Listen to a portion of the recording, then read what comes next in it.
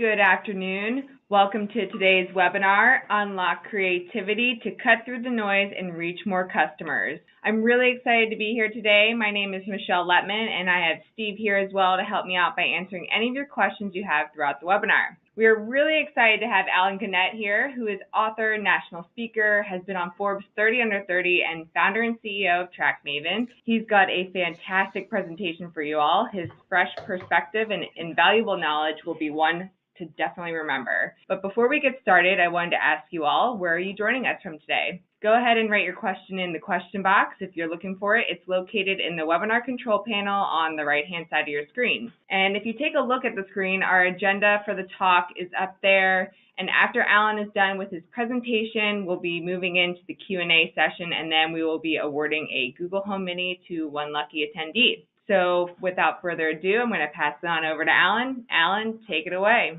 Hey, sorry for the delay. I was trying to hold everyone in dramatic suspense. It's a creative thing to do in a webinar, but I'm super excited to be chatting with you guys today.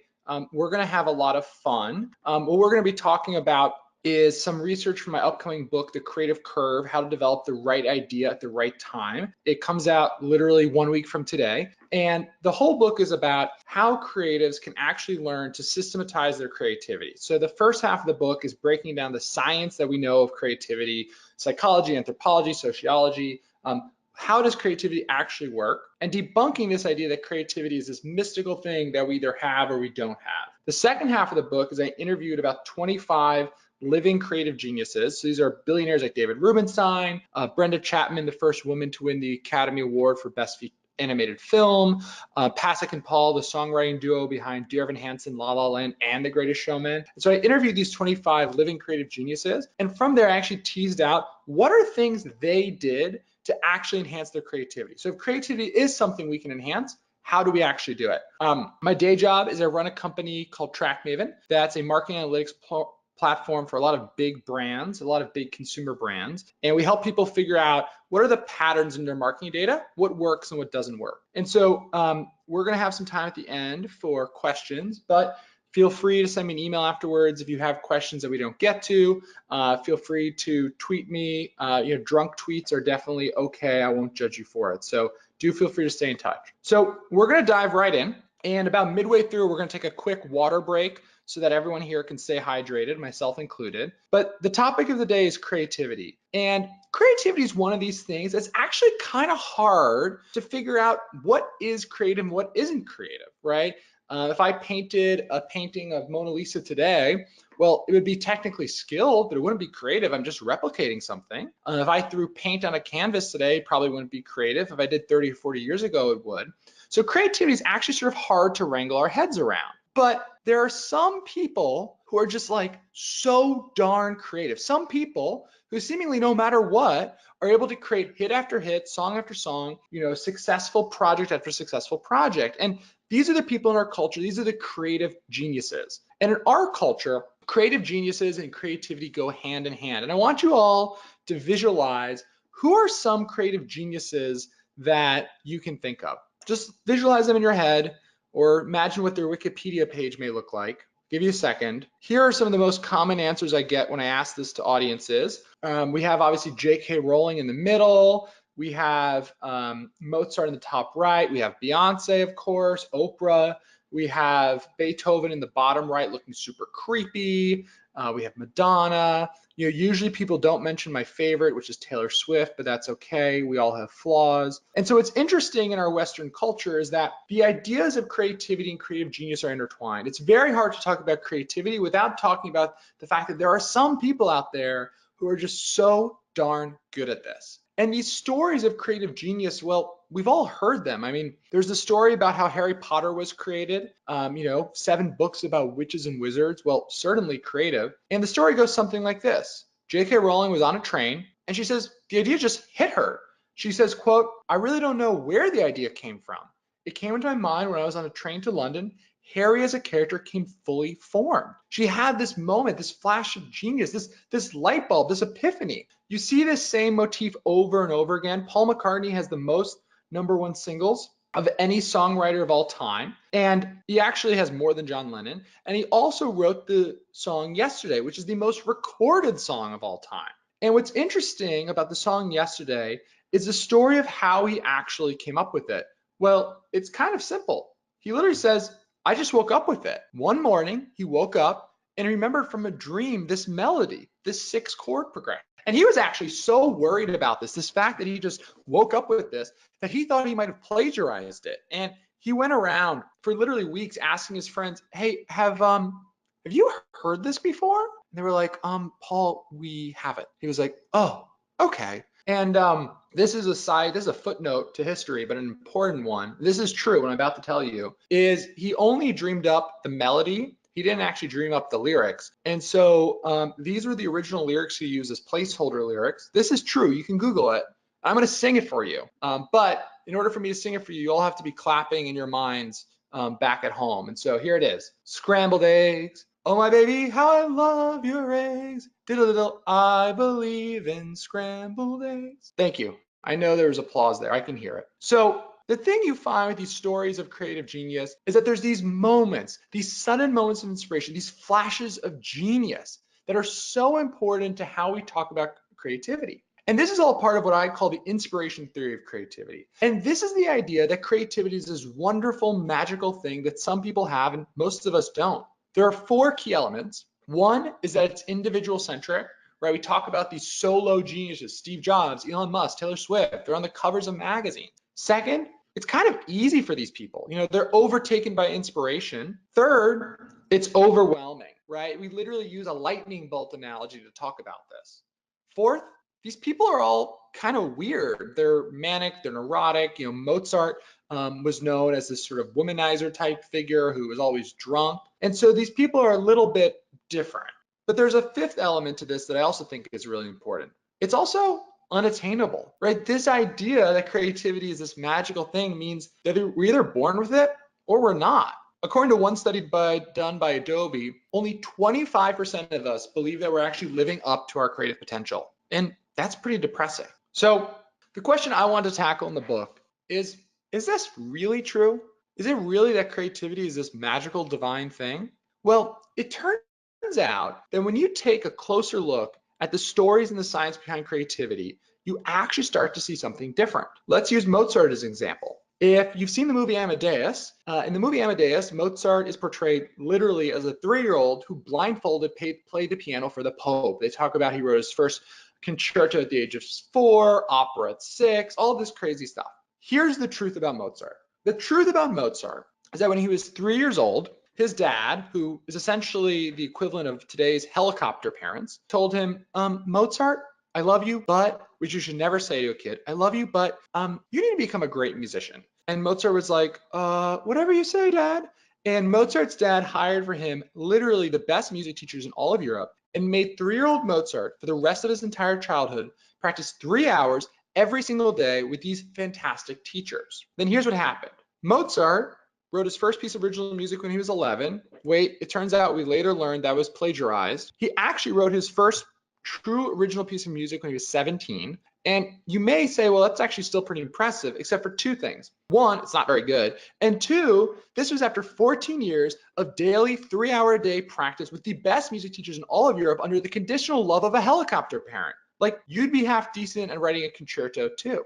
In fact, the story of Mozart has lots of other embellishments. One of the funny ones, I think, is his name. His name wasn't Wolfgang Amadeus Mozart. It was Johannes Chrysostomus Wolfgangus Theophilus Mozart, but he basically had a stage name. And so what you find when you take a closer look at the stories of creative genius is that over and over again, you see that there's an embellishment. There's this sort of historical game of telephone that's gone on. And it's actually not just on the histories too. We actually don't have a very good understanding of the research behind creativity. See, the research behind creativity is actually quite clear. We've studied creativity in the fields of psychology, in the fields of neuroscience, in the fields of sociology. And what you see over and over again, study after study, is that the research does not support the inspiration theory of creativity. So let me give you a little example, a little taste of some of that research. For our first little adventure into science land, we're going to go to Austria, Sound of Music land, and there some researchers had a pretty basic question. Okay, if genius and creativity are so intertwined, then what would happen if you had a group of people take both an IQ test and a creativity test? So they took this group of people and they had them take these 2 tests. And if creativity and genius intertwine, well, there should be a correlation between the two. And here's what they found. Well, it turns out that, well, first let me explain IQ a little bit. So IQ is normalized on a bell curve. So if you have an IQ of 100, then about half the world has a higher IQ than you, half the world has a less high IQ than you. So would there be a correlation between IQ and creativity? Well, here's what they found. There actually was a correlation between IQ and creativity, but only up to a threshold of 104. Once you get to an IQ of 104, the higher IQ, there is no relationship on creativity. The relationship stops past this threshold. And here's the thing, an IQ of 104 is pretty average. That means billions and billions of people, not a couple dozen or even a couple thousand. This means billions and billions of people, certainly everyone on this webinar, all have the same creative potential. And so this is what scientists call the threshold theory. It's the idea that above a certain relatively average IQ, we all have the same creative potential. And so in the book, what I wanted to tackle is this question of, okay, if the science tells us that we all have the same creative potential, well then how can we unlock this? How can we learn to turn that potential into achievement? And so to tell you a little bit about this, we're going to go on another adventure around the world. This time we're going to go to Phoenix, Arizona. Some of you may be from there. Some of you may want to retire there. Some of you may never want to retire there. But in Phoenix, Arizona, there was this thing that some of you may remember, and some of you may not. This thing called the video rental store, where you could rent VHS tapes. And at this video rental store in 1985, there was an 18-year-old community college student named Ted who was the clerk. This is not Ted. Ted did not have a beard at age 18 like this. But what was interesting about this clerk named Ted was that for some reason, every day around 5 or 6, when people got back from work, people would line up to talk to Ted. All these people wanted to ask Ted for his advice. What movies did they think he would like? When he had this amazing ability to recommend movies. If you liked Woody Allen, he said, how about Albert Brooks? If you like this action movie, well, how about that action movie?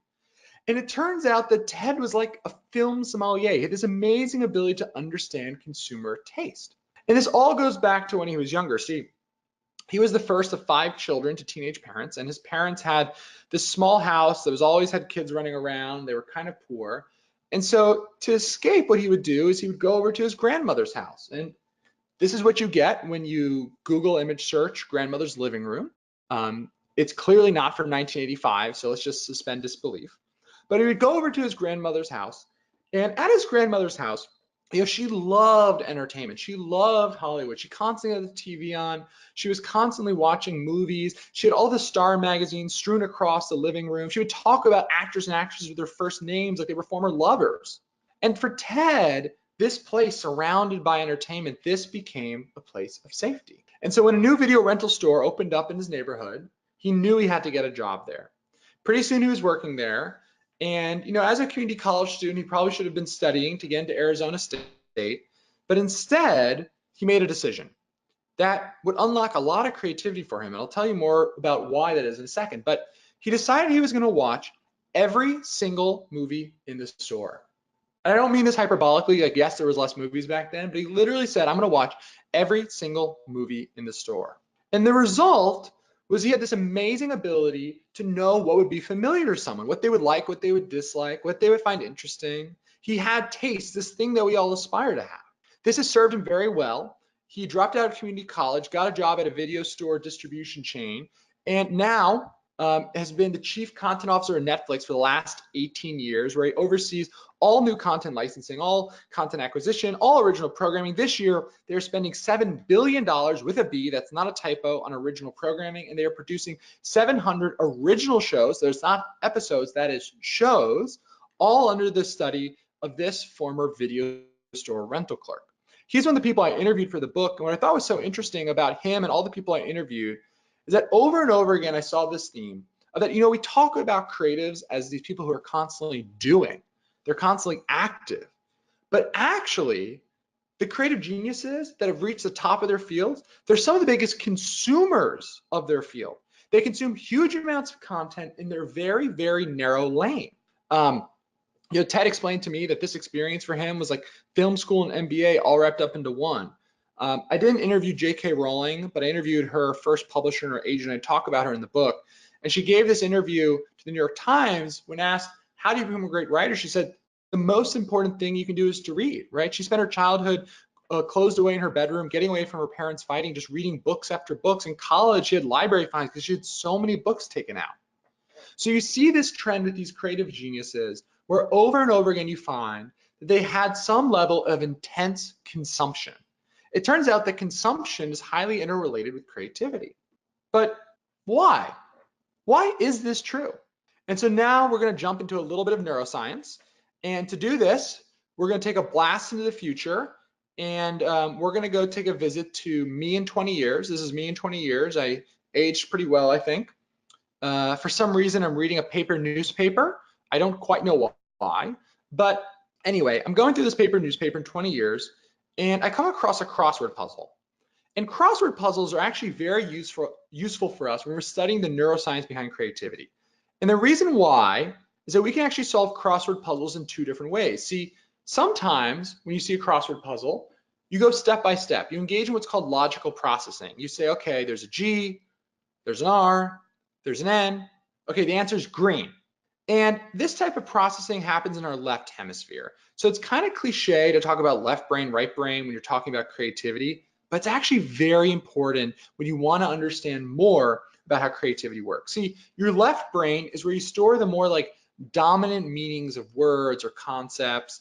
If I asked you what color the sky was, your left brain would shout out blue. If you were solving a math problem, that would all be in your left hemisphere. And it's very step by step. It's very methodical. You're conscious of the fact that you're doing long division. But sometimes when you're looking at a crossword puzzle, something different happens. Sometimes all of a sudden you have an insight. It's green. The answer is green, almost seemingly out of nowhere. And this sudden insight that you experience when solving word puzzles is actually the same phenomenon from a biological perspective as those light bulb moments, as those flashes of geniuses. So what scientists have found is that if they want to understand the biological ways in that aha moments happen, they can do this through using word puzzles. One of the scientists who studies this is a guy, Dr. Edward Bowden. He's a professor at the University of Wisconsin. He does a lot of work with Northwestern's Creative Brain Lab. He spent his whole career studying aha moments. And one of the quotes he gave me I thought was really valuable is that, aha moments are a normal cognitive process, but they have a surprising result. They're a normal cognitive process. See, how they work is they happen in our right brain. Our right brain is where we store the more like distant or metaphorical associations of words or concepts or ideas. It's where, when you watch a stand-up comedian and there's a metaphor, there's wordplay, your right hemisphere is actually doing that processing. It all happens subconsciously. You're not thinking, maybe unless it's Adam Sandler, you're not thinking like, why is this funny? You're not working through the joke, you just get it. Another way you can think about it is, think about it this way. If I asked you to visualize a worm, your left hemisphere would go, okay, this is a worm, probably without the creepy face. Your right hemisphere would think about things that are more distantly related, like a bookworm or an ear or a gummy worm, or those songs you just can't stop thinking about, earworms. And so the thing that's important to understand about these light bulb moments, about these sudden insights that we experience, is that they're not special. They're simply subconscious. While our left brain does its processing above our level of awareness, our right brain does it subconsciously. The analogy I like to give is that of like a quiet lab partner versus a loud lab partner. Our left hemisphere is our loud lab partner in college who says, okay, here's what we're gonna do, guys. We're gonna do this, and then this, and then this, and look, I got the answer. I got it, go me. Your right hemisphere is the quiet lab partner who's like kind of mumbling to themselves, and only once they get the answer do they sort of perk up and say, hey, I got it. And if too much other stuff is going on, if your left hemisphere is just ranting, you're not even going to hear it. So this is why you often experience aha moments when there's not that much going on, because you actually need your left hemisphere to kind of shut up. And so there's three types of aha moments that we experience. The first one is one we're probably all pretty familiar with, and that's a shower moment. And it's not that the shower is particularly inspiring, or your commute's inspiring, or your run is inspiring. But instead, these are moments when your left hemisphere is calm, it's quiet, there isn't that much going on. So you can hear what are the ideas that your right hemisphere is percolated on. Now, the other way you can experience these is through combination. So the thing that's really important to understand is that sometimes if you combine two disparate ideas together, that combination leads your brain to go like, oh, this is really interesting. This is really cool. I'm going to shout a little bit louder about this. And then The third way you can do it, and I think this one's the funniest, is actually through triggers. So basically what this is, and scientists have done studies around this, and it's really funny, is let's imagine you're trying to come up with the word green to solve your crossword puzzle. Well, you might walk past an ad that says the word green, and then 3 steps later you go, oh, I got the answer, it's green.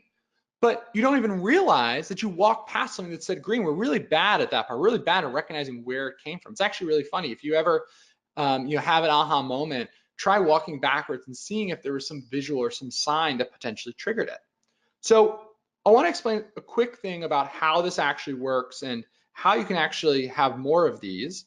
But before I do that, I'm going to leave you with a quick cliffhanger because the Surefire team want to do a quick little announcement / water break. So cliffhanger, how do you get more of these right after the break? Thank you so much, Alan. Before we move on, I just want to let you know that Faith thinks you have a phenomenal voice with 3 exclamation points. So thank you for that lovely song that you did. All right, so like Alan said, we're going to do a quick water break, and I just wanted to see what you guys have all learned so far, and if you have any questions for Alan, because at the end we'll be doing a quick Q&A. And so if you do, you can go ahead and put those questions in the question box if you have any of them. And as you can already see, there's a lot you can do when it comes to creativity, but sometimes it's important to hire an expert for help.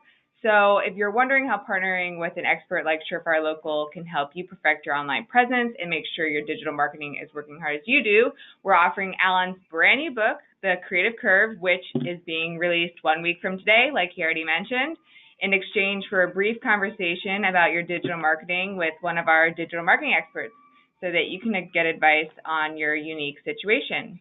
We're scheduling these calls for next Tuesday and Thursday, and as you can see, the poll is now open for you to pick a time. If neither of those days work for you, just select, please email me to pick a time, and we will help pick out the best time that works for you. So basically, you're getting first dibs on his brand new book. So take a second here to select your answer, and then we'll let Alan continue on. Alrighty. Am I all clear? You'll also get a chance. Cool. Yeah. Go ahead, Alan. Back to you. All right. Cool. So, the question we left with is, well, how can you make these happen, right? If they're simply biology, well, then how can you actually do it? And the quote that I thought was really powerful from Dr. Edward Bowden, who I interviewed for the book, actually, I think it's so powerful in the book, I actually put the quote in there twice, and I bolded it the second time. My copy editor got mad at me, but we did it anyway, is that you can't have insights about things you don't know anything about. You can't have insights about things you don't know anything about. J.K. Rowling spent her entire childhood reading books, so of course she dreams about characters and novel arcs and all this sort of stuff. Paul McCartney grew up in a musical household, so those are the dots he had to connect. You have to have knowledge, you have to have consumed in order to have the electricity for your light bulb moments.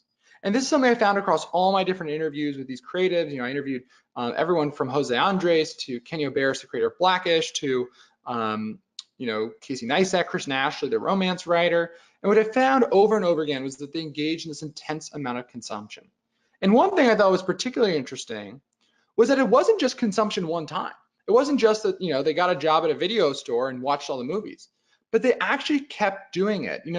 What Ted Sarandos told me is that even though, he has this corner office and a private jet, he still watches 3 to 4 hours of television every single day. In fact, I found that this number, this 3 to 4 hours, appeared over and over again, where these creative geniuses spend huge amounts of their time consuming content in their narrow vertical.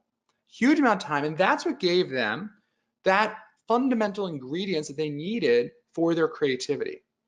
I call it the 20% principle. It's the idea that you spend 20% of your waking hours consuming in order to have the ingredients for creativity. Now, there's a but here. And the but, and I'm from New Jersey, and so I'm a bit cynical, and so maybe some of you are from New Jersey, and so maybe you're cynical too, and you're sitting there and you're going, okay, Alan, I get it, consumption, but I watch a lot of TV, and I'm not coming up with great screenplays. According to the U.S. Department of Labor, on average, an American watches 3 hours of TV every single day. So why aren't we doing that? Well, it turns out that's not just how much you consume, but it's actually how you consume it too. And so I wanted to get into that, but first, before I do that, I think I have to back up and explain a little bit more about creativity and how it works.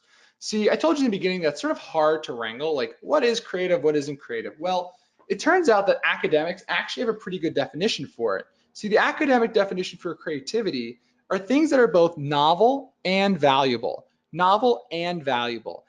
And that and is really important because if you're to create something that's just novel, well, here's something that I created the other day in Microsoft Paint that certainly novel, but it's also definitely not valuable and it's certainly not creative. Now, on the other hand, the other day I learned how to do conditional color formatting in Excel, which I'm very proud of.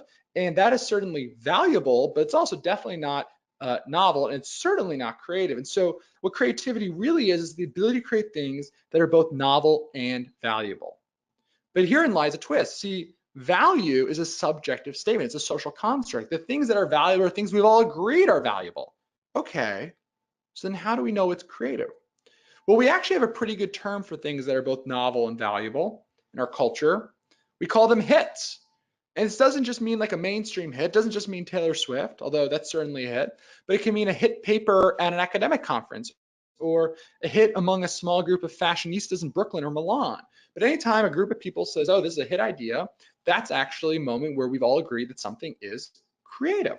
Now, the hits are actually, as a result, pretty interesting for us when we want to look at the science around creativity. And I want to dive into a couple examples of hits.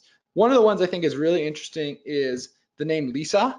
So Lisa, these are 4 famous Lisas you probably know. Maybe you can think of some others. You know, Lisa Simpson's not a real person though. What's interesting about the name Lisa is that all of these women were born in the 1960s. See, Lisa was actually the #1 name for almost every single year in the 1960s. Everyone was naming their daughter Lisa. But something happened. This name that was so clearly a hit, well, by 2016, it was only the 833rd most popular name in the country. There was only 342 baby girls in the entire country named Lisa. This I'm about to show you is a chart of the popularity of Lisa. This is real, don't be shocked. But it's not good. And so when you talk about hits, what you're really talking about is these things that rise and fall in popularity. And so to understand creativity, we really have to dissect that. And what I want to do is I want to first break down the rise, and then I want to break down the fall. And I want to use that as a way to better understand creativity. So first, let's talk about the rise. When you're talking about the rise, I think there's a really good experiment that was done that I think is worth knowing about. So for this experiment, we're going to take a little adventure. Any of you who speak Chinese can't cheat on this experiment. You already know the answer. So here's the experiment. A researcher showed this image to a bunch of people, and then he asked a pretty simple question. Do you think this image has a negative meaning or a positive meaning? A negative meaning or a positive meaning? And here's what he found. People, you know, typically they're about even 50-50 split, whether they thought it was positive or negative. But the reality is it didn't mean anything. In fact, he tricked us. This was a famous study done by Robert Zionk, who if you've taken a Psych 101 course, you've probably heard about. He's a professor at University of Michigan. And he had this crazy idea, which is, okay, if you took things that were made up, how would people like them? And then what would happen if you showed it to them multiple times? Would seeing something more like make them like it more, or see something more make them like it less? And so he did this study where he showed people these made up Chinese characters, sometimes once, sometimes 5 times, sometimes 20 times. And what he found was the more they were exposed to something, the more they liked it. And he called this, pretty obvious name, the mere exposure effect. It's the idea that the more you're exposed to something, the more you like it. It's been replicated in lots and lots of studies and throughout research. And it's obviously has a huge implication for us as marketers, right? This is why things like logos and brand colors are so important, because the more we experience things, the more we report liking it. And the reason why this is that as humans, turns out we have this urge where we crave the familiar. We like things that are familiar. And the reason why goes back to evolutionary biology. It turns out that one of our brain's key roles is keeping us safe. And one way it does this is by helping assess familiarity. See, imagine that you were in a random house for some reason, and you see this creepy door. Well, you probably wouldn't go in this door. You'd say, oh, this is not a good idea. This is too unfamiliar. Now, imagine that same door was in the basement of your grandmother's house, and it's where she stored the wine. You go, I love this door. I love wine. I'm going to go right in. And so familiarity plays this important role for us of helping to keep us safe, helping to keep us safe. So one of the tasks for us then as marketers, as creators, as creatives, is how do we create things that are familiar? And this is another place where consumption plays a key role. Consumption allows you to understand what your audience has experienced, what will be familiar, and what will be different. So again, consumption is such a huge part of the creativity story. But there's a second but. And this is the last dramatic pause, I promise. Well, okay, if the more we're exposed to something, the more we like it, then why are we all living in Lisa land? Why isn't everyone named Lisa? Why am I named Lisa? Why did Lisa eventually fall from favor? And so we also have to understand, why do things fall? And again, to understand this, we're going to go to a study done by Robert Zionk, and I promise you I'm not going to trick you this time. And this time he had an idea of, okay, let's take something a little bit more complicated than a small character, and let's tell people to actually study it pretty closely. And he took this painting and he showed it to people sometimes one time, sometimes 3 times, sometimes 6 times. And what he found was that this time, when you ask people to study something complex closely, well, when they first experience it, the more they see it, the more they like it. But then at a certain point, the more they see it, the less they like it. And so you find there's this U-shaped relationship. People start getting bored of stuff.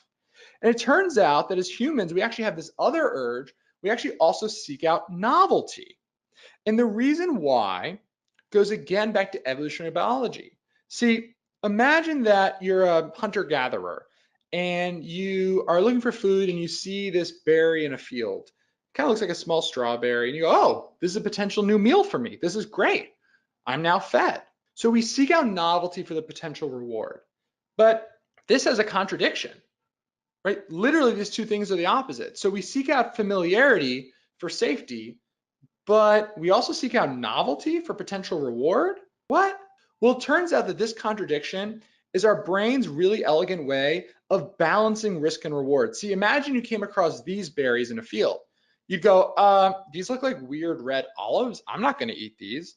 And that's good because these are U seeds. These will literally kill you. And so the result is that they find that there's this bell curve relationship between familiarity and preference. The more we see something, the more we like it, but only up until a point. And then the more we see it, we start to like it less and less as our novelty seeking wins out. The academic term for this is the inverted U relationship between preference and familiarity. Woo! I rebranded it the creative curve. I think it's much more fun. And this is really critical to understanding how, as a marketer, how as a creative, to create ideas that are the right idea at the right time. See, let me break it down for you. See, if you create ideas that are not familiar enough, that are too new, they're all the way over here. They're in fringe interest. These are ideas that, maybe the goths at the mall like, or fashionistas like. If you went to Men's Fashion Week this year, everyone was talking about these big unstructured coats, which every designer had on their runway, but probably no one listening to this owns one yet, and kind of looks weird to you. But in a few years, you'll probably be wearing these because that's how trends work. But then the next stage of the creative curve is the most essential. This is the sweet spot. This is when an idea that has the right amount of familiarity and novelty with a little bit more familiarity goes from low preference to high preference very, very quickly. Your job as a creative is, how do you create ideas that are perfectly in this zone? That's the whole job when it comes to creativity, whether that's marketing, whether that's products, whether that's new campaigns, clothing, anything, music even. It's all about creating something that has that blend of familiarity and novelty to drive interest. I think a great example of this right now is, if any of you have been on Facebook, you've probably seen that viral video about that shop in New York that sells cookie dough by the scoop with toppings like ice cream. It's familiar, but it's novel. And this has been blowing up. There's 2-hour waits every day to get into this store. Now these stores, different competitors are opening up all around the country. There's one in DC, there's one in Baltimore. Whole Foods now actually stocks edible cookie dough. This is a thing that right now is in the sweet spot of the creative curve. It's the right blend of familiarity, novelty, overexposure, and newness. But eventually, all ideas start to become overexposed, like Pinkberry. And eventually ideas hit that point of cliche, that point in which our novelty seeking wins out and we start to get bored of things. And One of the best examples of this, this is going to be a mid-2000s reality TV show reference, is, okay, bear with me here, people. His name was John, her name was Kate, they had 8 children. John and Kate plus 8. When he started wearing Ed Hardy, that was the moment when Ed Hardy fell from grace. Literally January 2009, when John Gosling started appearing with Ed Hardy all the time, that was the point in which Ed Hardy hit the cliche, became overexposed, and novelty seeking won out, and the more people saw it, the least they liked, and from there, Ed Hardy's brand dwindled and dwindled. Don Ed Hardy, the original artist for the Ed Hardy designs, he actually says like that was the moment where it all collapsed. So sorry, John Gosling. The next stage is a follow-on failure. This is often happens at big companies where it takes too long to develop an idea, or they start developing an idea that's really popular, and by the time they're there, it's past its prime. And so this is where an idea might quickly fall from high preference to low preference. So an example of this, something like a fidget spinner store. Like right now, they're still kind of popular, but if you open a store, you might have a busy month, but then 3 months from now, it is going to be empty. Last but not least, if you do something that's too familiar, it's just out of date. Like, don't start collecting Beanie Babies. Like, you don't want to do that. And so your real job as a creative, as someone who aspires to create ideas that resonate with other people, whether that's marketing or products, your job is how do you create things that have the right amount of familiarity and novelty. That's the whole equation when it comes to creativity. And so to bring us home, I want to talk a little bit more about this. And to tell this story, I'm going to go to young Ben Franklin. And those of you may not realize Ben Franklin was once young. I know every picture of him, he's old with a wig, but this is a picture of young Ben Franklin. And Ben Franklin, we know, is this great writer, his autobiography, these great American documents, all this stuff. But at one point, when he was 18 years old, he was a terrible writer. In fact, he was ashamed of how bad a writer he was. His parents found it and they were like, oh, Ben, this isn't very good. And so he decided that he was going to really, really practice his writing. He was going to become great. And so what he did is he took a copy of an article from The Spectator, which was a magazine at the time, and he went through it and he was looking at it and he was like, okay, here's what I'm going to do. I'm going to take an article I think is really good, and I'm going to outline how it's structured, right? Does it start with a quote, a story, a detail, an anecdote? Like, how does it actually come together? He put the outline aside for a week, came back a week later, then he actually rewrote the article based on that structure. He was imitating the structure of this great work. And that way he learned, okay, what is that structure? Learned how to construct sentences within that structure. And then he made it even harder. The next time he actually sort of tore up the outline, shuffled it around his desk. I don't know why there's a scissor here. I don't think he actually had scissors back then. He shuffled up the outline around his desk. He came back a week later. And then he not only rewrote the article, but he also had to first organize the outline. So he had to know what was the structure, what was the argument. And so what he was doing is he was imitating. It turns out when he was doing these interviews over and over again, I would hear these stories from these great creatives of how they imitated. Andrew Ross Sorkin, who's an editor at the New York Times, he's an anchor on Squawk Box. He wrote the book Too Big to Fail, and what else did he do?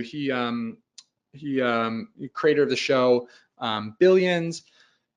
He told me that the way he originally learned how to be a great writer was he literally would take front page articles from New York Times and outline them, right? How did they build the argument? Same thing when he learned how to become a book writer, was he would look at that and see, well, how do people structure these things?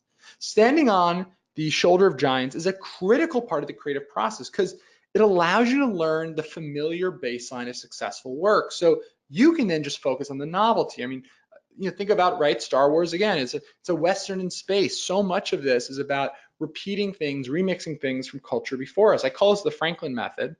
And so the idea is the careful observation, recreation of the structure of successful creative work, right? You want to not mimic, it's not imitating the actual content, but it's imitating the structure, using that as almost like a Mad Lib. And there's a sort of a really easy way to explain this. It's going to seem a little silly, but sociologists have actually become really fascinated with memes. Yes, those silly little internet pictures, because it turns out that memes are actually a really good lens for understanding creativity, because they're like a little micro creativity task. Because here's what's interesting about a meme. So this is Grumpy Cat. He's grumpy. And in this meme, the structure is pretty clear. It starts with a phrase like, I love math. And then the second phrase is, it makes people cry. And if you want to create your own meme, Well, the structure is actually very clear. All you have to do is come up with a normal line on the top and a grumpy line on the bottom. So let's do one for marketers. And let's do I love typos. They make marketers cry. Womp, womp, womp. And there I just created a meme that has some resonance. And memes are so interesting because they lower this bar for creativity, make it very easy for anyone to be creative. I interviewed Alexis Ohanian, the founder of Reddit, for the book. And what he explained to me is that these memes are such a great example of micro creativity because all you have to do is create that little 10% twist. That's what makes it funny because we already know the structure of the joke. So imitation is what allows you to learn that familiar baseline so that you can focus on that novel twist and ultimately create hits. So in summary, I want to hit a couple key points. One is that flashes of genius are a normal biological process. They just have a surprising result. Two, you can have more of them through consumption, the 20% principle, right? You have to give yourself those raw ingredients for your creative moments. Three, your task as a creator is to create ideas that are in that sweet spot of familiarity and novelty. And fourth and finally, you need to be comfortable with imitating. Imitation sounds scary, but it's actually what allows you to learn the structure, the baseline of great creative work. So thank you guys so much. I'm going to hand it back off in a second, and we're going to do, they have a couple announcements, then we're going to do Q&A. I think we have about 15 minutes left. Feel free to stay in touch. My blog/newsletter is allen.xyz. I have a creativity newsletter that goes out twice a week with science-backed creativity tips, and the book comes out in 1 week. And so if you want, check it out. And there's a very cute book trailer. Well, I think it's cute because my dog's in it, but there's a book trailer on thecreativecurve.com, and you can see my very silly puppy cameo in it. So I will hand it back to the Surefire team for some announcements and questions. Thank you so much, Alan. So before we get into the Q&A and the winner of the Google Home Mini, we'd like to offer one more opportunity to get Alan's brand new book. It covers everything and more that he has shared today, and in exchange for a brief conversation about your digital marketing. So please take a second to answer the poll. It's now open. Like I mentioned earlier, we're scheduling calls for next week on Tuesday and Thursday, or you can choose to have us email you if neither of those times work for you. So while everyone is answering that, we'll just move on to the questions. So the first one that we have here is, what if you have an idea but don't know how to explain it to your team? Yeah, so one of the things with creativity that's so important to talk about in the book is that creativity really is a social construct. Like, part of creativity is getting other people excited about your idea, recognizing it as creative. And so one of the things I think is really important is that I think we have the wrong idea around collaboration when it comes to creativity. I think we often look for collaborators that are very similar to us, that we sort of quote unquote gel with. But actually, the creators that are the best are the ones that are very, very different, that support our weaknesses. Those are the ones that are really essential for us. So what you should be looking for is, if you think, for example, you're not a great communicator, then find someone who can work with you. Awesome. We just had one come in from Faith, and she wants to know, can one whom is not creative become creative? So absolutely. So, the science shows us pretty conclusively that you can actually there's not really this creativity that's like a fixed asset. Creativity, I think we have this misunderstanding of what creativity is. Creativity is a type of information processing that we all do, and in fact can all get better at. And so I think there's a big difference sometimes between creative potential and creative achievement. All of us have creative potential, as we saw in the threshold theory study. The task for us is, how do we develop and nurture that into creative achievement? Great. I hope that answered your question, Faith. The next one that we have is, how do you know if your idea is worth exploring?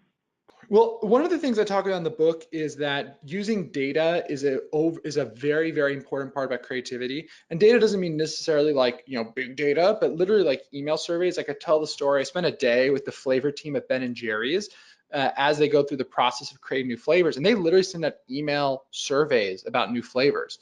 So I think one of the things is that we often overlook the fact that creativity is really a social contract with an audience to create something that they're going to like. And so as a result, it's really important to early and often solicit feedback. I mean, movies we might not think of as being very feedback driven, but think about the movie Fatal Attraction. They did, test screenings like you do for all movies, and they reshot the entire ending based on the reactions from the test screenings because they saw people didn't actually like it.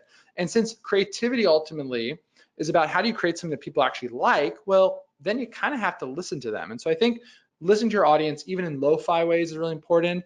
There's a couple tools that I really like. Google Surveys is really cheap. And then there's a service called PickFu, pickfu.com, that allows you to ask really basic questions to people, and you can target based on demographics and interests and all sorts of stuff.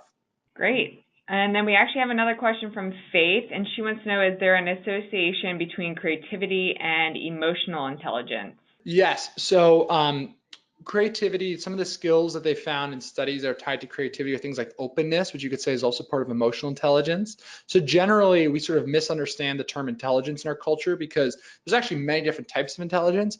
IQ is just like one set of cognitive skills that we happen to measure, but intelligence is actually very, very dynamic. Great. And then the last question we have here is, do you have any tools or apps that you use for when you come up with an idea and need to jot it down like right away? Yeah, there's a tool called Captio, Captio, which is basically a blank screen.